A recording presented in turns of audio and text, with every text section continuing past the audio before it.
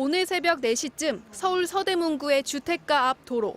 한 수입 차량이 중앙 분리대를 부수고 반대편 차선으로 역주행하더니 곧바로 인도까지 덮쳤습니다. 이어 전신주와 충돌하고 옆에 주차된 화물차까지 들이받고서야 멈췄습니다. 집이 무너지는 줄 알았어요. 집채 무너지는 소리가 났어요. 얼마나 컸는지.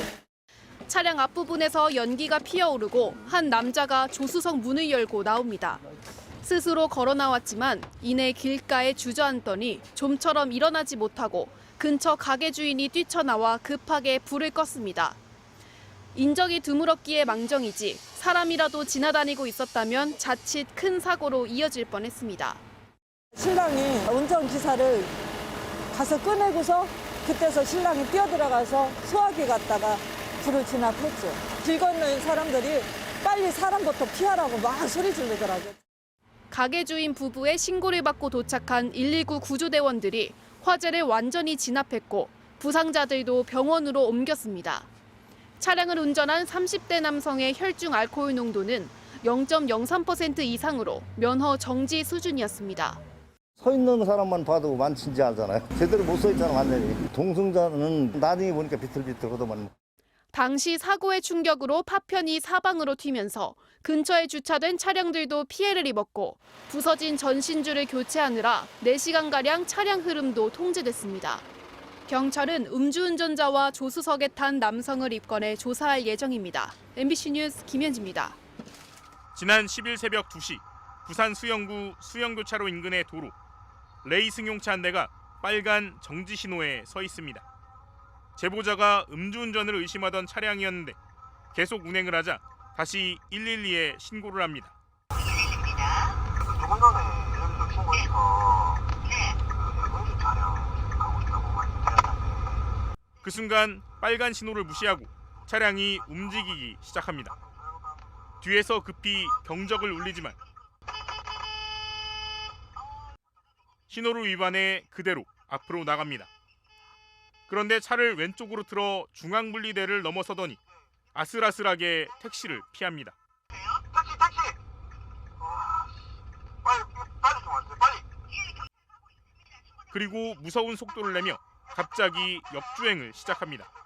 맞은편에서 차량이 오는데도 아랑곳하지 않고 오히려 속도를 냅니다. 빨리 와, 역주행입니다, 역주행, 빨리.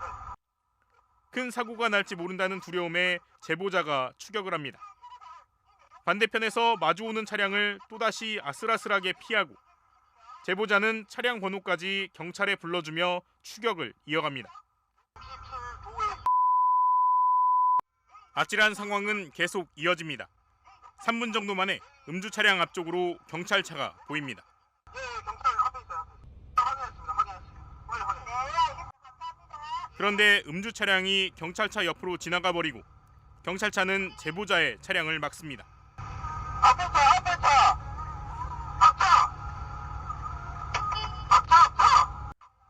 하필 제보자 차량과 음주차가 같은 차종이어서 차구가 있었던 겁니다.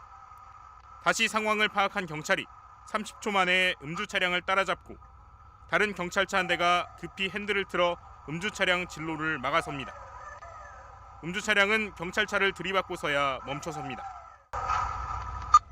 경찰에 체포된 운전자는 20대 남성. 혈중 알코올 농도 0.08% 이상으로 면허 취소 수준의 만취 상태였습니다. 자칫 큰 사고로 이어질 뻔했던 아찔했던 역주행.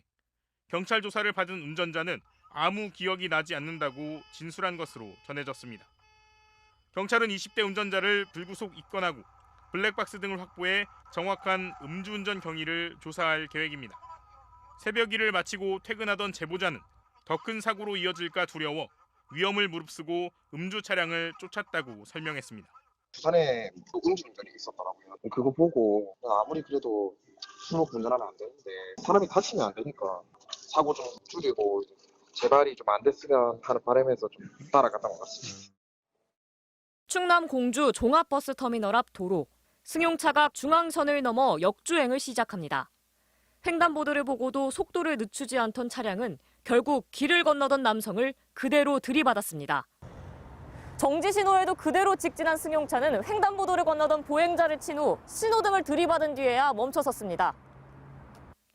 사고 직후 운전석을 빠져나오자마자 바닥에 주저앉은 운전자. 알고 보니 16살 미성년자였습니다.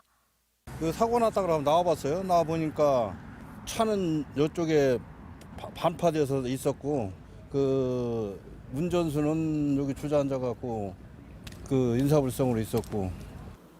이 사고로 20대 보행자가 숨졌고 운전한 10대도 크게 다쳤습니다. 운전면허도 없이 사고 1시간 전까지 동승했던 친구가 아버지 명의의 휴대전화를 이용해 공유 플랫폼에서 빌린 차를 몰다 사고를 낸 겁니다. 공유 차량을 대여받는 과정에서 비대면이다 보니까 타인의 운전면허증을 핸드폰에 저장해서 이들은 사고가 나기까지 무려 8시간 동안 대전과 세종, 충남 일대에서 위험한 질주를 벌였다고 경찰 조사에서 말했습니다.